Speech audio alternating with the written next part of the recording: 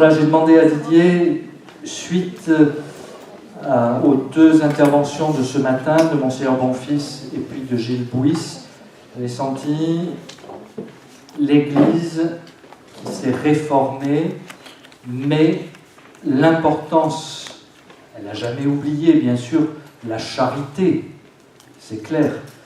Mais là, quand même, après-guerre, il y a eu des mouvements qui ont pris à bras le corps cette dimension de la charité.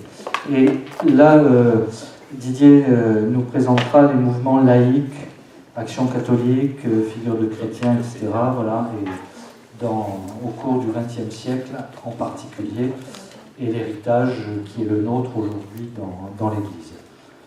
Voilà, je vous laisse écouter, c'est notre dernière intervention. Vous, à travers ce que dira Didier, vous repensez à tout ce parcours de l'Église depuis, je ne veux pas dire la Pentecôte, parce que l'événement fondateur, la Pentecôte a fait réfléchir, a fait penser, a donné la force d'agir, mais c'est la résurrection. Donc voilà, vous repensez à tout ce parcours de toute notre mère l'Église sur ces 2000 ans d'histoire. Voilà, aujourd'hui, l'héritage qui est le nôtre. Didier, je te laisse la parole. Voilà. Alors, d'abord, je dirais que je ne suis pas un historien et que, concrètement, je vais me lancer en disant que l'histoire est toujours une relecture des événements qui nous ont marqués ou qui marquent l'histoire de notre Église, et que ces événements rentrent dans une grande tradition.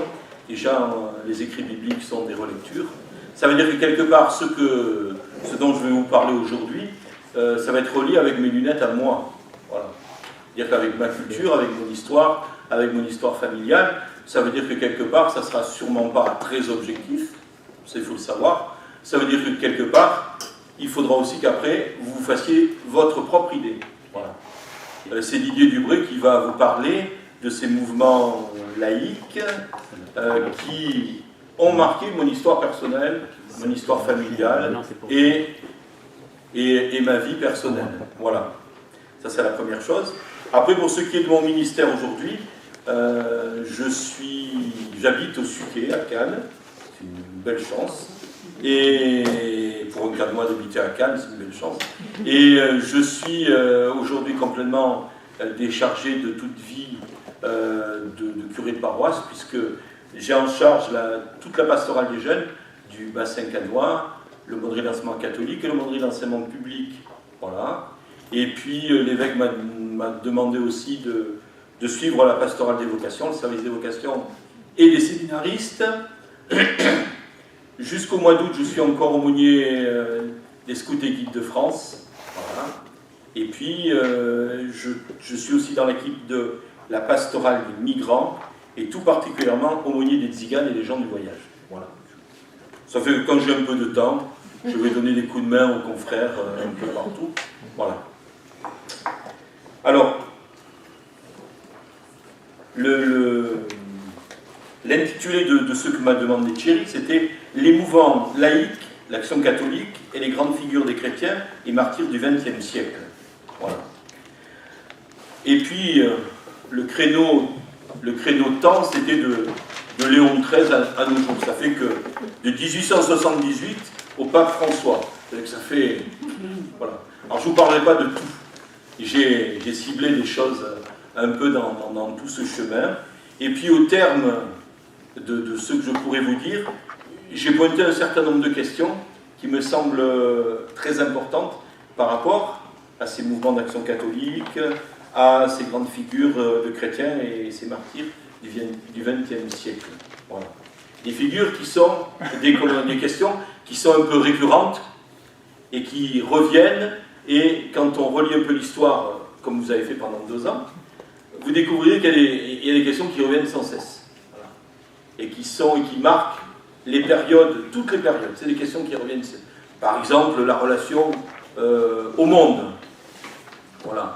l'implication des chrétiens dans la société et dans l'Église. Voilà, des questions qui reviennent sans cesse, et qu'il faut sans cesse se coltiner. Voilà. Et dans cette période-là, ces questions étaient vraiment des questions qui sont vraiment cruciales.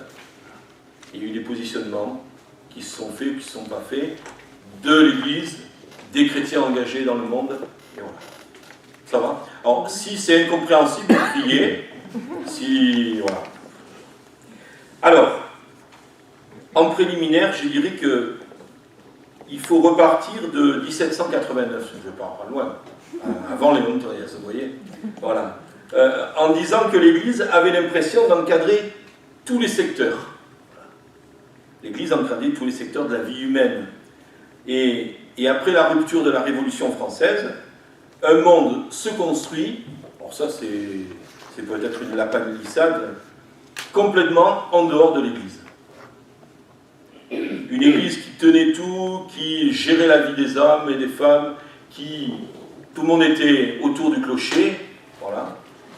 Après la Révolution française, le monde se construit en dehors de l'Église et émerge une société industrielle et urbaine, de nouvelles philosophies, les sciences naturelles et l'histoire. Ça fait que ce monde-là, qui naît de la Révolution française, est complètement étranger à l'Église et combat les traditions qu'elle transmet depuis des siècles. Voilà. Ça, c'est un premier événement, une pierre à poser pour pouvoir comprendre et relire voilà, ces mouvements d'action catholique spécialisés. Voilà. Une Église au centre de la vie des gens et un monde qui se transforme sans nécessairement la nécessité de cette Église. Deuxième événement important, le 23 juin 1848, à Paris, éclatent de violentes émeutes de la faim, provoquées par la fermeture des ateliers nationaux. Les ateliers nationaux, c'était ce qui permettait à des chômeurs de pouvoir travailler et de pouvoir gagner leur pain. Voilà. Les gouvernements issus de la Révolution ferment ces ateliers. Ça veut dire que c'est l'émeute. L'Église se met au milieu, l'archevêque de Paris est tué sur les barricades, parce qu'il veut faire le tampon entre les gens qui sont derrière les barricades et les militaires qui sont envoyés par les gouvernements. Voilà. Et la République, là, trahit le monde ouvrier. La République trahit le monde ouvrier. Et la peur suscitée par ces événements de juin 1848 rejettera les évêques et les notables catholiques dans un clan des conservateurs. Voilà. Ils sont du côté du manche. Voilà. Clan des conservateurs, l'Église est du côté du manche. Voilà.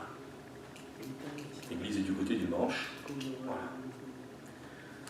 En France, la classe ouvrière semble née en dehors de l'Église, et les évêques, souvent issus du monde des notables ruraux, n'ont pas tous fermé les yeux sur la misère criante des premières banlieues ouvrières, mais il y a une incapacité d'analyser les causes de cette rupture entre le monde ouvrier et l'Église.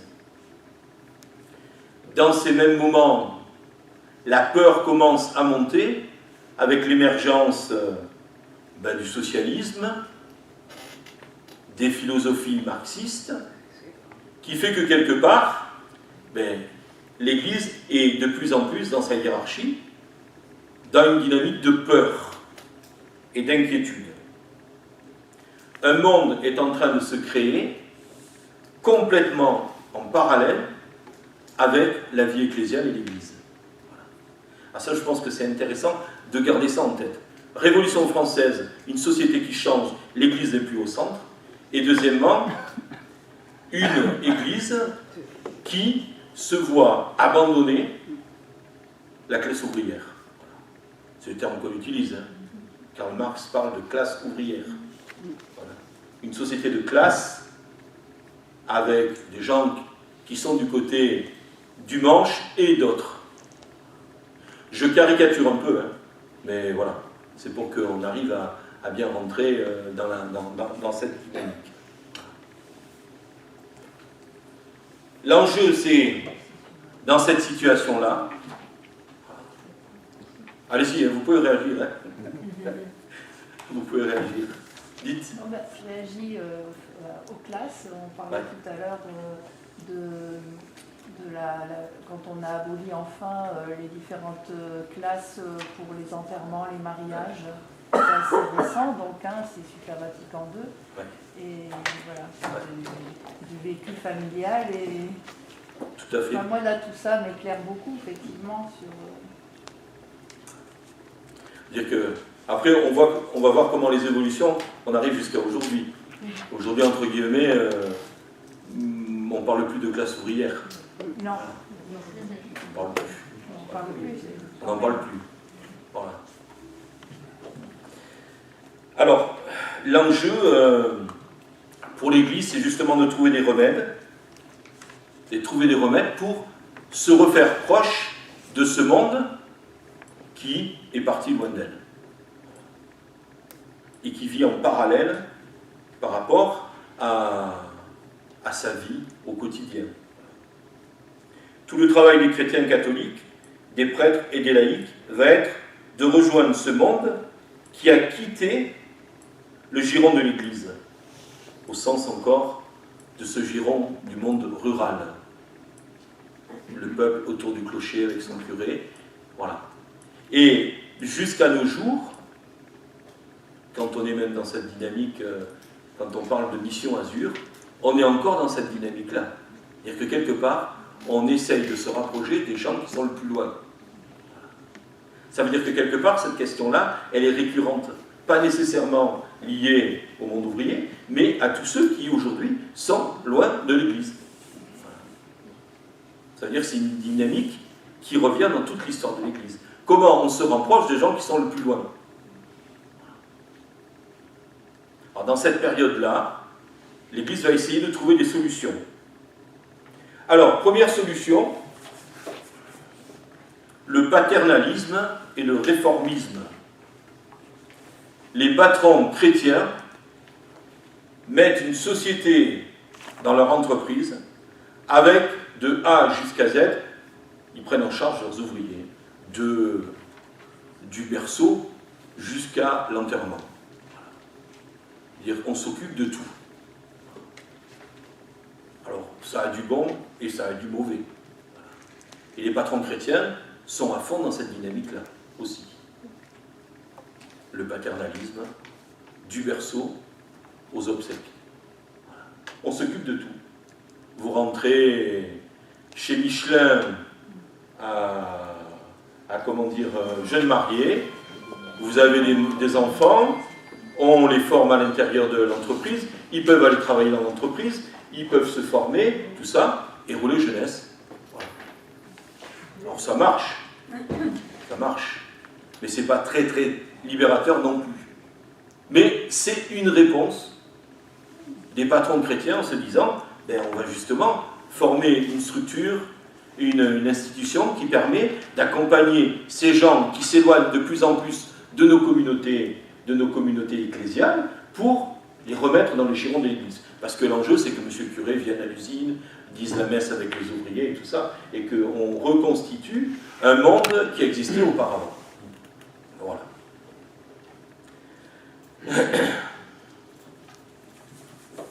La dynamique, c'est justement que les classes dirigeantes prennent en charge, et ça c'est des termes qu'on utilise dans les textes à l'époque, que les classes dirigeantes prennent en charge les classes inférieures. Voilà. Et c'est à partir de là que va naître une naissance de cette doctrine sociale de l'Église avec Rerum Novarum du pape Léon XIII. Voilà. Alors cette encyclique Rerum Novarum est le 15 mai 1891 est une réponse à la montée du socialisme et à la montée de l'anarchisme. La grande peur du pape, c'est que tout le monde ouvrier, toute la classe ouvrière, passe tout entière au socialisme. Voilà. C'est pour ça qu'on crée des usines avec des patrons chrétiens qui recadrent les affaires, qui font intervenir le curé et tout ça. On accompagne les gens jour après jour, mais on voit que quelque part, ça ne mord pas. Ça mord pas. L'encyclique constate, c'était bien un peu tard, que la société a changé, la concentration des richesses entraîne une misère imméritée des travailleurs. Voilà, le pape dit ça. Mais cette encyclique, il est surtout en direction de l'Église, pas du monde extérieur. Et le pape demande aux catholiques, situés dans le cadre des institutions, de se rapprocher du politique et du syndicalisme.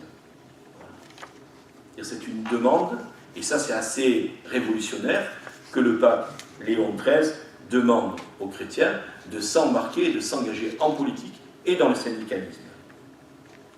Et à partir de ce moment-là, vont naître un certain nombre d'initiatives.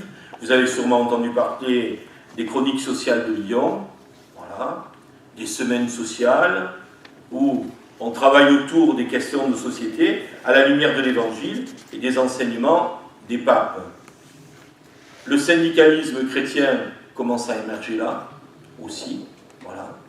Et des chrétiens commencent les laïcs chrétiens commencent à s'embarquer en politique. Et cette encyclique Rerum Novarum va surtout conforter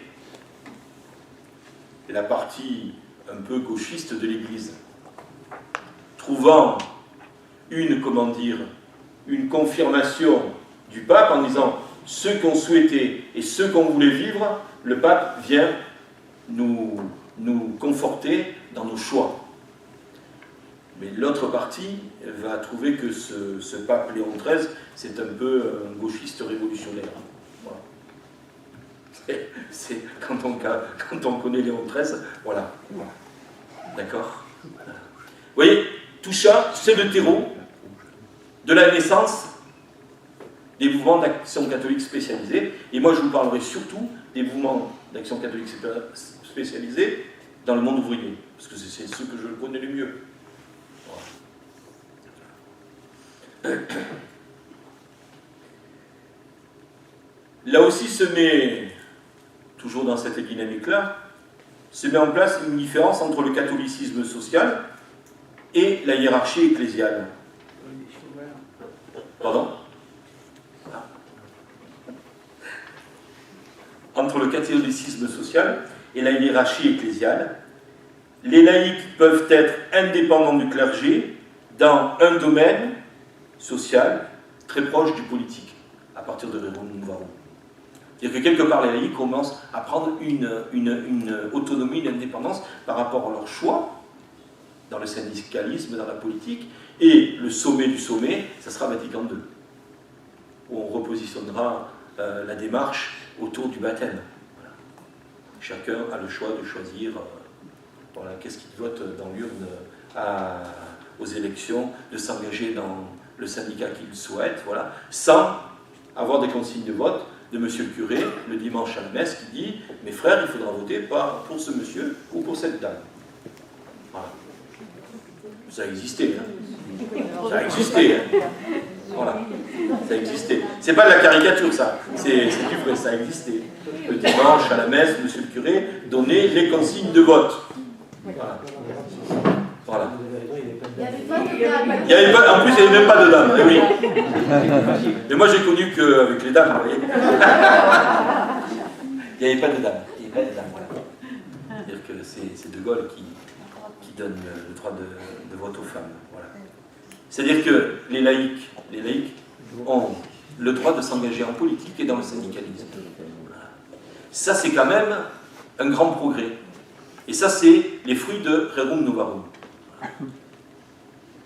Ça veut dire que, comme je vous disais, ça conforte les catholiques sociales, mais le reste de l'Église va se réduire. Voilà. On va se réduire.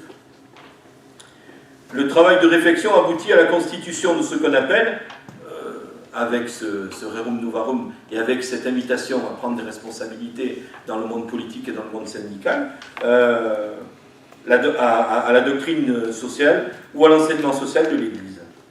Et un point important, 1929, Monseigneur Liénard, évêque archevêque de Lille, voilà. Vous avez des noms comme ça qu'il faut garder.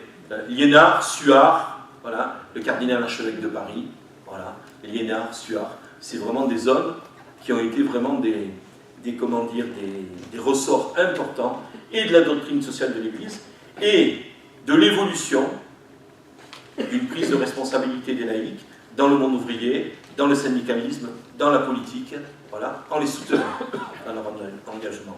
Liénard, Monseigneur Liénard, écrit dans son bulletin diocésain, Église de Lille, un pamphlet contre les patrons du Nord, qui exploitent les ouvriers, voilà, en résonance avec Rerum Novarum toujours.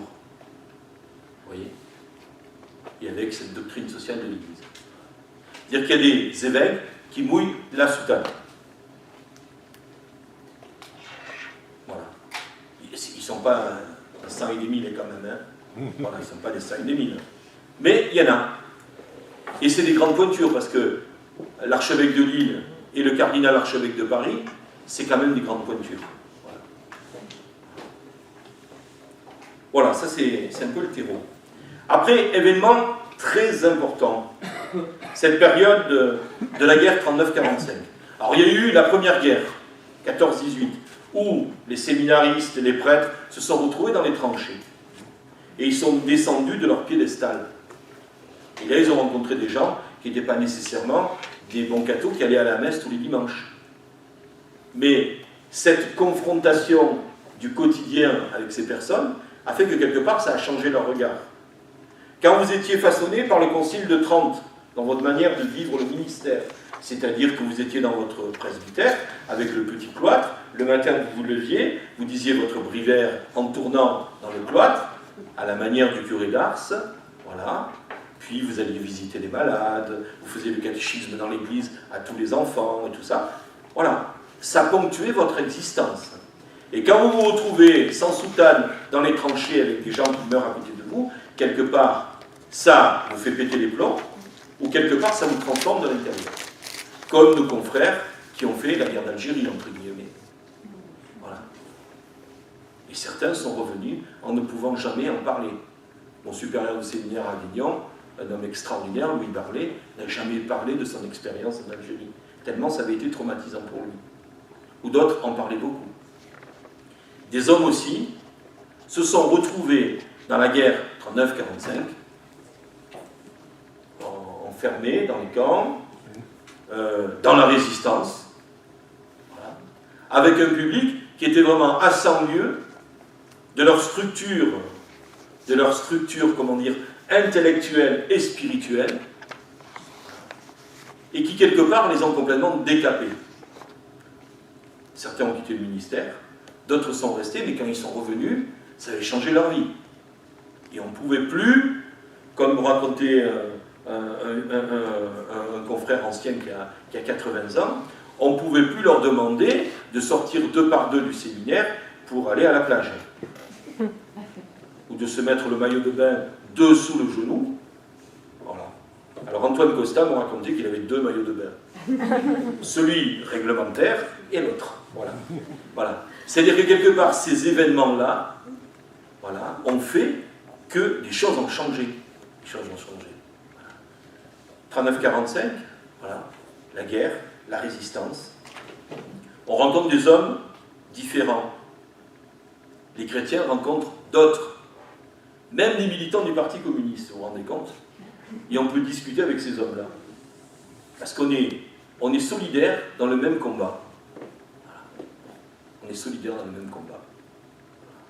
Ça veut dire que quelque part, l'Église commence à regarder différemment la différence. Et au lieu d'être des ennemis, eh bien, quelque part, le copain avec qui je suis dans la résistance, qui est militant du Parti communiste, c'est mon ami. Et je peux m'asseoir et entendre ce qui le fait vivre. Alors qu'avant, je ne pouvais pas l'entendre. Voilà. Et qu'on prend le temps de s'arrêter pour entendre ces hommes, ces femmes, ces militants, d'ailleurs, qui se battent pour les mêmes choses que moi. Alors naturellement, il ne faut pas tomber dans l'eau bénite sur tout ça.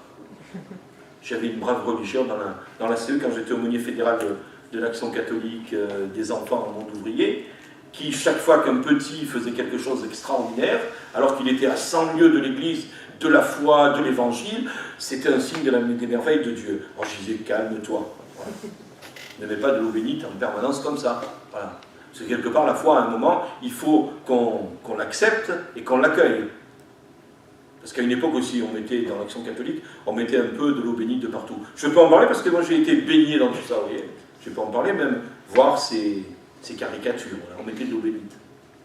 Le petit Mohamed avait partagé son goûter avec le petit Thierry. C'était un signe des merveilles de Dieu. On va se calmer. Voilà. C'est un signe de partage d'abord. Mais les braves sœurs de la Spladas, que j'aime beaucoup, trouvaient que c'était le signe des merveilles de Dieu. Voilà. Ça, c'est les caricatures de l'Action catholique. Mais l'Action catholique, il ne faut pas en garder ces caricatures-là. D'accord? Voilà, des brassages de rencontres dans les camps de prisonniers.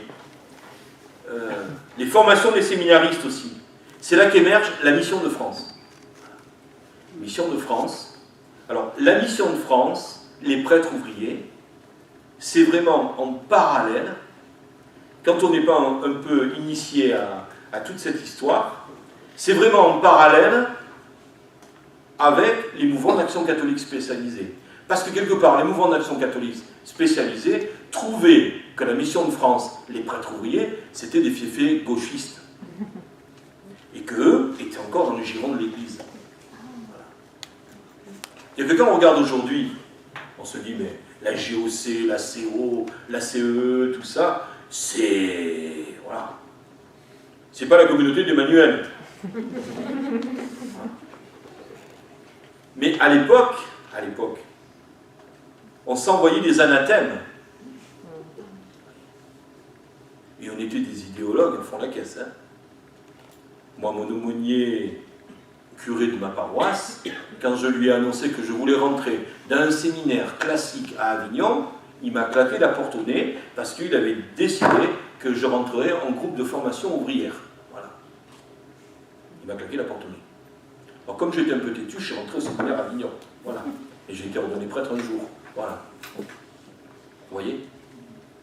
Ça veut dire que quelque part, ce qui a tué, à mon avis, la dynamique des mouvements d'action catholique, c'est l'idéologie. C'est l'idéologie. Et toutes les fois où, dans quelques mouvements s'assoit, se pointe et émerge l'idéologie, c'est la mort de ce mouvement.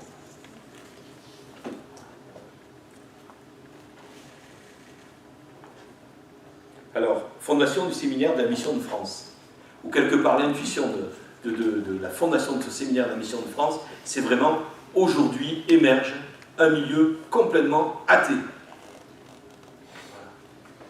Et si des chrétiens ne se retroussent pas les manches, prêtres, laïcs, pour aller à la rencontre de ce monde, là, eh bien, ça sera fini pour eux.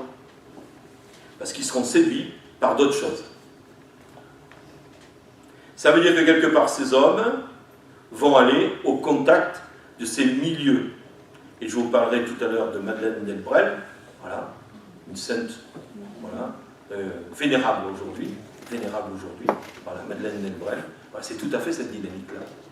La confrontation de la parole de Dieu, la rencontre avec le Christ dans le partage des Écritures et dans le scoutisme aussi font que Madeleine Delbrel va s'immerger d'une banlieue communiste à Évry et vit au coude à coude son métier d'assistante sociale avec des gens qui sont du Parti communiste. Il fait toutes ces méditations sur cette rencontre de ces personnes d'une valeur extraordinaire et d'une compétence dans leur métier qui est aussi compétente qu'elle, alors qu'elle elle est catho et chrétienne, elle va à la messe le dimanche. Et c'est le cardinal Martini, l'archevêque de Milan, jésuite de son état, disait que c'est une des grandes mystiques du XXe siècle. Et j'en suis convaincu.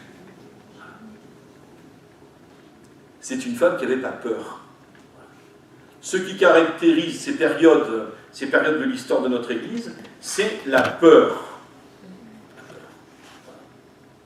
Et depuis 15 jours, on entend le ressuscité nous dire « N'ayez pas peur, la paix soit avec vous, ne vous inquiétez pas, c'est bien moi. » Mais toutes les fois où nous sommes dans une attitude de peur, alors, pas avoir peur, c'est pas être un doux rêveur. Hein. Voilà. Voilà, c'est pas être un doux rêveur. Mais toutes les fois qu'on est dans une dynamique de peur, on passe à côté de rencontres merveilleuses. Et ces enjeux-là, et de cette période-là, c'est qu'il y a des hommes et des femmes qui n'ont pas eu peur et qui sont allés à la rencontre.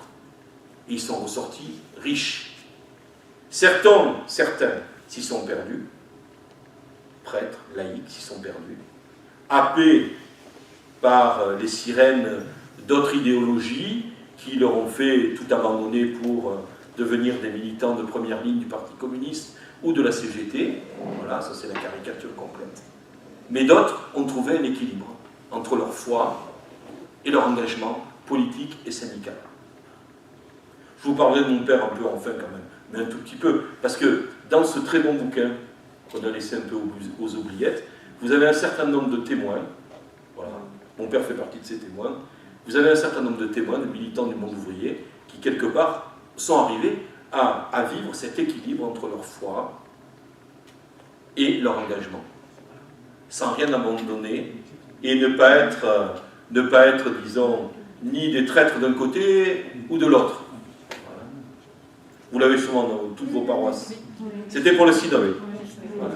Des témoins, et dans ces témoins, vous avez Christian Chessel qui va être béatifié. Voilà. Voilà.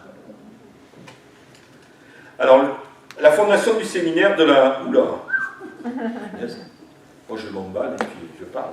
La fondation du séminaire de la Mission de France, des prêtres en charge justement de ces milieux déchristianisés. Ce bouquin fondateur, France, pays de mission, Gaudin et Daniel, en 1943, voilà, où quelque part il y a une analyse pointue de cette réalité que la France redevient un pays de mission. Même si le saint pape Jean-Paul II, fille aînée de l'Église, qui a fait de ton baptême, cette question est récurrente. Voilà. France, pays de mission. Et les paroisses et les mouvements d'action catholique ne sont pas suffisants pour répondre à cette réalité-là.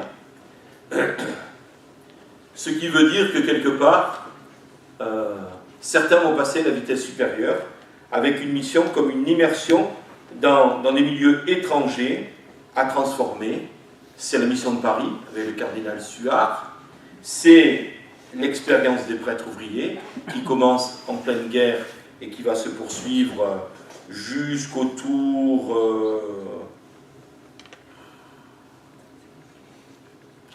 des années 70.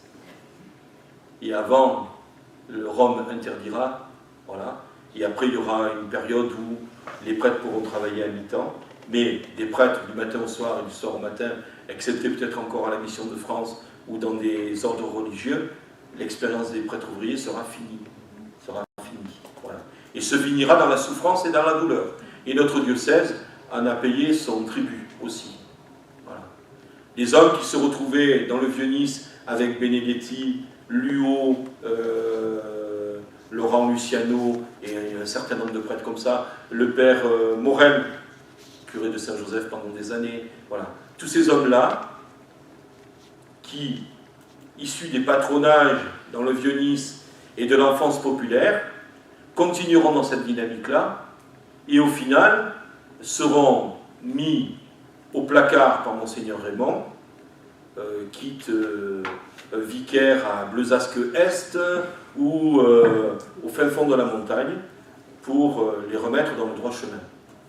Voilà. Le seul qui traversera ça, c'est le père Julien Barré, qui a presque 90 ans, qui est chez les Petites Sœurs des Pauvres, et qui restera sur Saint-Roch.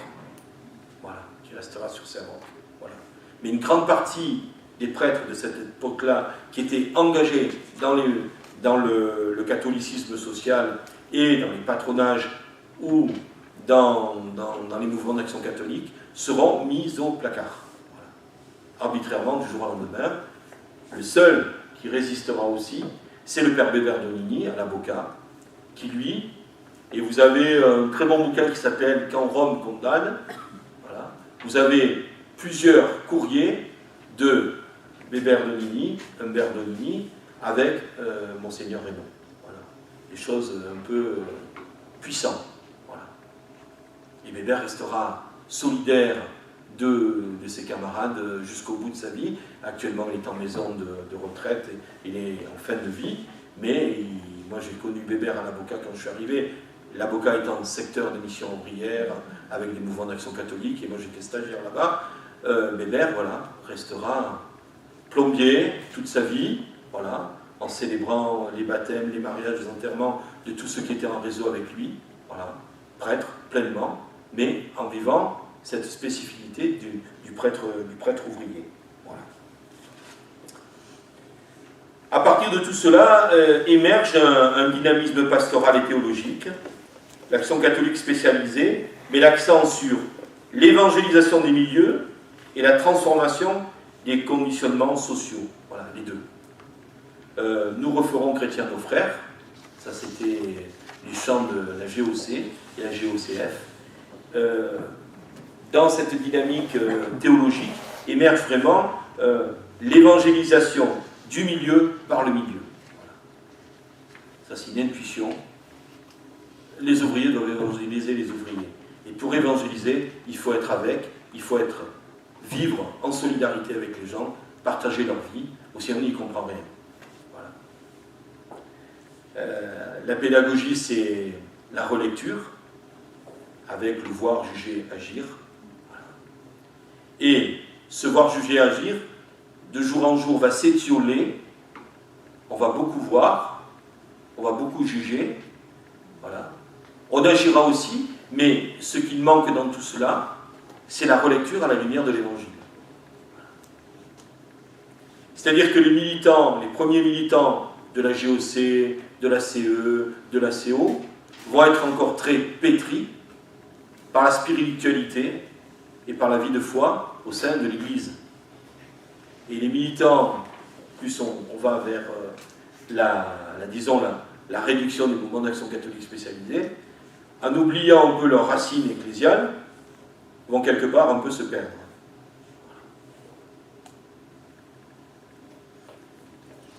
Tous ces mouvements sont sous le mandat des évêques. Et ça sera aussi une grande question. Ils ont reçu le mandat des évêques, c'est-à-dire que c'est à travers eux les évêques qui se rendent présents au monde ouvrier, au milieu indépendant, au monde rural, voilà. À travers eux. Et après, plus on évoluera dans le temps, plus le mandat sera remis en cause. En disant, nous voulons une autonomie totale. On n'a pas de compte à rendre à l'épiscopat de France. Et ça fait qu'avec ces tensions-là, sont générés et nés des extrémismes. Notre confrère évêque de Viviers a eu un peu à ferrailler avec le MRJC autour des questions de la bioéthique, où le MRJC prenant des positions qui étaient vraiment en contresens par rapport à l'épiscopat de France. Voilà. Et Jean-Louis Banza a dû remettre les pendules à l'heure. Voilà. Et on est toujours dans la dynamique des mandats. Voilà. Ça va ?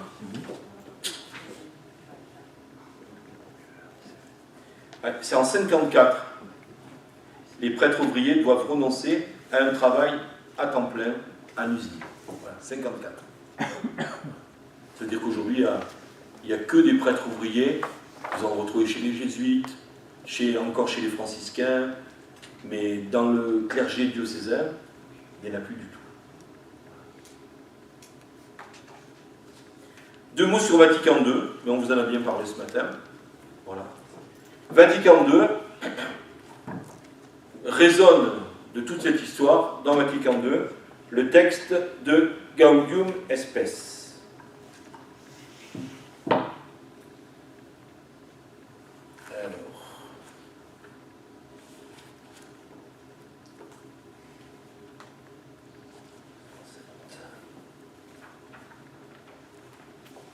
Voilà. L'introduction, l'avant-propos de Gaudium et Spes. Les joies et les espoirs, les tristesses et les angoisses des hommes de ce temps, des pauvres surtout, et de tous ceux qui souffrent, sont aussi les joies et les espoirs, les tristesses et les angoisses des disciples du Christ. Il n'y a rien de vraiment humain qui ne trouve écho dans leur cœur. Voilà. Ça, c'est la réponse à tout ce chemin de Vatican II. C'est-à-dire un chrétien qui ne prend pas en compte les joies et les angoisses, les tristesses des hommes de ce temps, il ne peut pas se dire disciple du Christ. C'est incontournable. Après, les moyens à prendre sont multiples et variés. Là, moi je vous parle des mouvements d'action catholique spécialisés, voilà, ou de l'expérience des prêtres ouvriers, ou de tant et tant d'autres choses, mais on trouve le sommet dans Vatican II à travers cette prise en compte, et on voit que l'Église, quelque part, se réapproprie son immersion dans le monde et son amour du monde.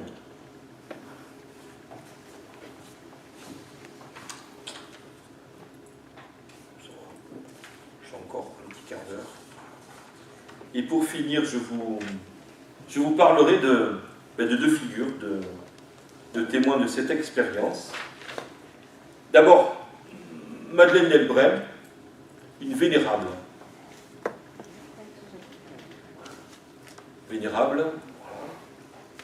Une vie donnée au dialogue avec les athées.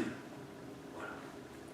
Le cardinal Marty dit l'une des plus grandes mystiques du XXe siècle. Madeleine Delbrel, qu'est-ce qu'elle fait? D'une famille bourgeoise catholique classique, voilà, prend beaucoup de distance par rapport à la foi et elle devient assistante sociale. Elle va s'enraciner à Ivry, dans une banlieue communiste et populaire, et elle va vivre en communauté avec deux autres assistantes sociales avec qui elle a fait l'école des assistantes sociales, qui sont aussi issues du scoutisme. Voilà. Et toutes les trois vont vivre en communauté, ensemble, en ouvrant la parole de Dieu, en partageant la parole de Dieu, et elles vont vivre l'expérience et risquer la rencontre d'une fidélité totale à l'Église. Et ce qui les nourrira, c'est le livre du Seigneur vivant, c'est-à-dire l'Évangile, et le livre du Seigneur à vivre, dans le lien avec les gens à qui elles sont envoyées comme assistantes sociales. Et c'est-à-dire que c'est là, dans cette confrontation et dans cet approfondissement des personnes qui sont face à elles et qui vivent, militants du Parti communiste, qui vivent dans les syndicats de la CGT et tout ça, en approfondissant de manière même intellectuelle le marxisme et tout ça, qu'elle va faire son chemin de foi en confrontant son expérience humaine avec les gens qu'elle rencontre au quotidien. Et qu'elle deviendra vénérable. Ça, c'est la première personne. La deuxième personne, Marcel Callot. Voilà. Marcel Callot, qui est bienheureux, qui a été baptisé par Jean-Paul II, Marcel Callot. Alors, Marcel Callot, il est né à Rennes. Il est d'une famille de, je crois, de 8 enfants. Voilà. Lui, il est imprimeur, Marcel Callot. Voilà. Et il va faire un chemin à la croisade eucharistique dans le scoutisme et à la GOC.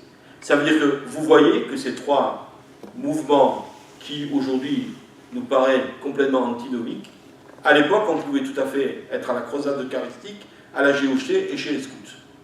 Voilà. On pouvait. Parce que quelque part, tous ces mouvements étaient vraiment encore bien enracinés dans le giron de l'Église. Moi qui suis aumônier territorial des Scouts et Guides de France, les jeunes qu'on accueille aujourd'hui, nos mouvements deviennent des mouvements catéchuménaux. Les jeunes qu'on accueille aujourd'hui dans le scoutisme sont des jeunes qui, de par leur histoire, de par leur démarche, sont à 100 lieues de nos communautés ecclésiales. À l'époque, ben, c'était encore possible. Marcel Callot va partir pour le STO. Il va être interné en camp parce que trop catholique, puisque au sein du STO, un camp de 3000 personnes, il va animer avec 2-3 la vie chrétienne du camp. Il va être arrêté et interné dans un camp d'internement, et il mourra au seuil de la libération, d'épuisement. Voilà, d'épuisement. Marcel Callot et Madeleine Delbrel. Et puis, à l'intérieur de ce petit bouquin, vous avez un certain nombre d'hommes, Arthur Podoki, par exemple. Vous avez aussi...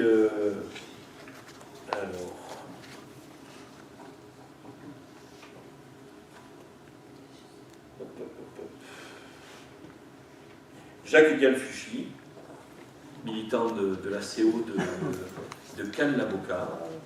Voilà, Jacques Galfuchy. Et puis Alex Dubré, si vous voulez aussi aller voir. Voilà.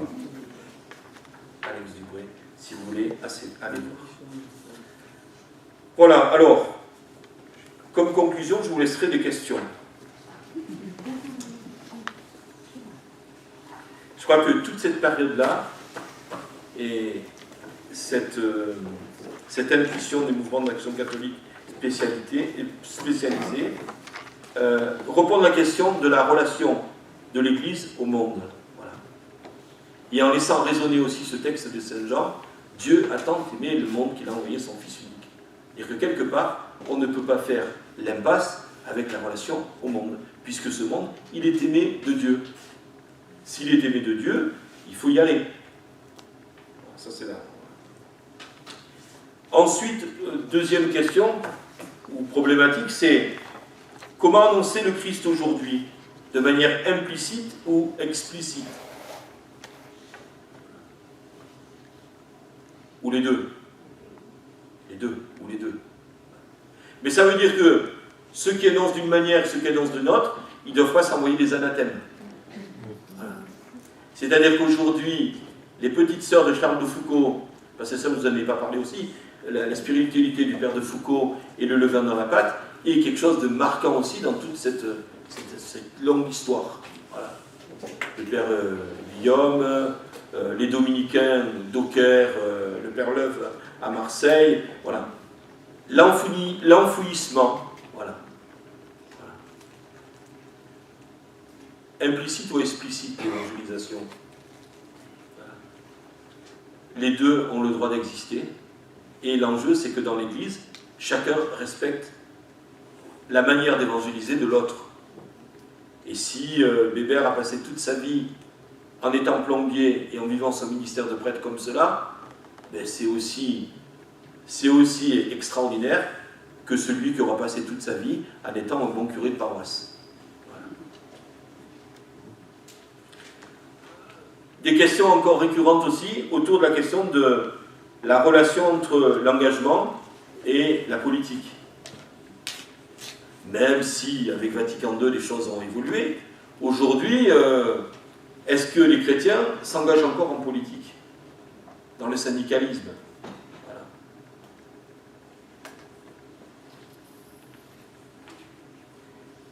Avec Vatican II, on a beaucoup insisté sur le baptême qui fait de chaque chrétien une personne libre. Est-ce que, de par notre baptême, on est autonome?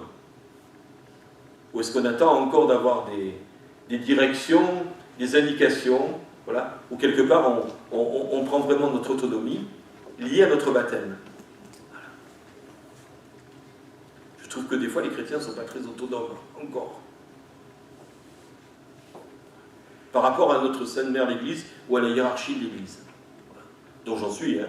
Voilà. L'autonomie des baptisés. Et puis pour finir, je vous laisserai cette question de Jésus qui nous dit « À Pâques, n'ayez pas peur ». Et toute cette période d'histoire est marquée par la peur. Et toutes les fois où des hommes et des femmes ont dominé leur peur pour aller à la rencontre de la différence, il y a des choses qui sont nées, qui ont été des ferments d'espérance et de vie. Voilà. J'espère que vous avez même 5 minutes.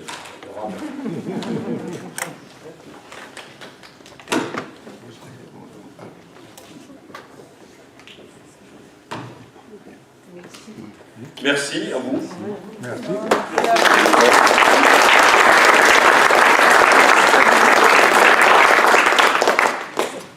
Merci Didier. Il y a certainement quelques questions. Nous avons un quart d'heure, 20 minutes pour ces questions. Tu as évoqué deux figures, justement Madeleine Delbrel et Christian Chessel. Je les souligne parce que vous savez que notre évêque, Monseigneur Marceau, a lancé depuis 2 ans et demi, la dynamique de Mission Azur. Voilà. Alors on en parle, ça devient tarte à la crème, mais moi j'en parle parce que je fais partie de la commission d'impulsion de Mission Azur. Et il a nommé pour Mission Azur, et donc pour cette dynamique d'évangélisation, dans la réalité de ce qu'est l'Église aujourd'hui, de ce qu'est le monde aujourd'hui, et en particulier le diocèse de Nice aujourd'hui, il a nommé 2 parrains, que sont, enfin un parrain et une marraine, que sont donc Christian Chessel et Madeleine Delbrel. Voilà, donc nous pouvons, de façon particulière pour notre diocèse de Nice, les prier tous les deux pour voilà, cette vitalité de l'Église d'aujourd'hui, dans toutes ses composantes, toutes ses dimensions. Voilà, ces composantes que Didier a évoquées et qui font, si elles s'annulent l'une l'autre, il n'y a pas d'évangélisation possible. Voilà. Et si elles travaillent les unes avec les autres, dans la réalité de ce qu'elles sont, dans l'identité de ce qu'elles sont, ces différentes composantes d'Église, là on peut peut-être envisager une espérance pour l'Église au-delà de la peur de ce qu'elle peut être aujourd'hui. Mon Dieu, il n'y a plus de prêtres, il n'y a plus que des vieux dans l'Église, qu'est-ce que ça va devenir? Ça nous fait peur. C'est la paralysie qu'évoquait Didier tout à l'heure. Ben, il faut sortir de ça. Il faut sortir de ça. Alors peut-être de confier ça à Madeleine et à Christian, voilà, qui sont en passe de venir, d'être élevés sur les autels, comme on dit, mais qui sont déjà saints, bien entendu, par leur vie, et qui peuvent nous guider. Y a-t-il des questions particulières? Mais pourquoi que les prêtres ouvriers ont-ils été bannis comme ça? Ils ont été bannis parce que quelque part, à un moment, Rome et la hiérarchie catholique a eu peur de leur engagement massif dans le politique. Voilà. Donc ils avaient peur. Mais ils avaient peur, et puis quelque part, comme je vous ai dit tout à l'heure, il y en a certains qui se sont perdus complètement. Voilà. Quand vous aviez un secrétaire général de la CGT qui était un prêtre, à une époque c'est ce qui a existé, c'était des fois un peu compliqué. Voilà, un peu compliqué. C'est surtout ça, la peur ça a été ça. Après, comme souvent dans des fois des positionnements de la hiérarchie ecclésiale, on n'a pas fait dans la dentelle. C'est-à-dire que ça a été brutal. Du jour au lendemain, les cardinaux et archevêques ont soutenu l'expérience des prêtres ouvriers, et du jour au lendemain, on leur a dit, mais non, vous arrêtez tout, vous rentrez dans vos paroisses. Et il y a des gars qui ont dit, non, on n'arrête pas, parce qu'on est tellement en solidarité avec le peuple avec qui on est, et ils ne sont pas rentrés dans leur paroisse. Ou, ici dans les Alpes-Maritimes, ça s'est passé de manière très douloureuse aussi, mais où les gars sont partis, ont été mis au placard dans la montagne. Voilà. Pierrot Morel, je ne sais pas si parmi vous, certains l'ont connu, le père Morel qui était curé de Saint-Joseph, est un homme qui a été blessé toute sa vie. Toute sa vie. Moi j'ai eu la chance de rencontrer ces hommes-là. Julien Barré, qui est chez les Petites Sœurs des Pauvres, est un homme qui reste blessé, qui a été blessé toute sa vie. Voilà. Et à cette période-là, comme autour des années 68, les prêtres ont quitté le ministère, en disant on préfère rester en solidarité avec le peuple avec qui on vit, plutôt que de rentrer dans cette église qui nous demande de les abandonner. Voilà. Ça fait partie des souffrances de notre église. C'est-à-dire que l'église, c'est une grande famille. Hein. Et dans les familles, il y a des souffrances. On se les coltine. Voilà. On se les coltine avec souffrance, voilà, parce que c'est notre histoire. Mais voilà. La peur. La peur. Et puis des fois aussi, dire que la hiérarchie ecclésiale avait des torts, mais il y a eu aussi des positionnements extrémistes de l'autre côté, dire tout. Voilà. C'était il aurait fallu retrouver le juste milieu. Le juste milieu. Et heureusement qu'il y a eu des hommes comme Liénard, Suard, qui ont senti des intuitions et qui quelque part ont soutenu les expériences comme ça. Mais voilà. Voilà.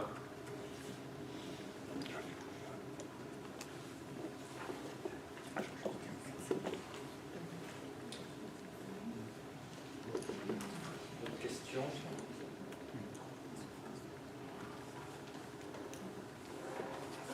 Et pourtant, la doctrine sociale de l'Église est toujours d'actualité. Oui, elle est toujours d'actualité, et même elle se renouvelle en permanence. Mais bon, la doctrine sociale de l'Église a vécu encore des remue-ménages avec la théologie de la libération, avec tout ça. C'est-à-dire que c'est là où, quelque part, on découvre que notre Église, c'est une Église qui est vivante quand même, dans sa réflexion et dans son dynamisme. Et, comme je le disais au départ, quand on regarde l'histoire de l'Église, vous en avez fait l'expérience pendant 2 ans, quand on regarde l'histoire de l'Église, on voit qu'il y a des répétitions. Et il faut toujours prendre de la hauteur et de la distance, parce que sinon, on se laisse, disons, attirer et comment dire, complètement happé par des positionnements idéologiques qui sont que des positionnements idéologiques, que ce soit d'un côté ou de l'autre. Et quand on est dans l'idéologie, on ne voit plus rien, on ne voit plus la réalité. Dans la théologie de la libération, il y a eu de très bonnes choses dans la théologie de la libération. Tout n'est pas à jeter aux orties. Voilà. Comme dans l'expérience des prêtres ouvriers, il y a eu de très bonnes choses. Mais il y a eu des excès et des extrêmes. Voilà. Voilà, il faut trouver le juste équilibre. Et c'est ça qui est le plus compliqué.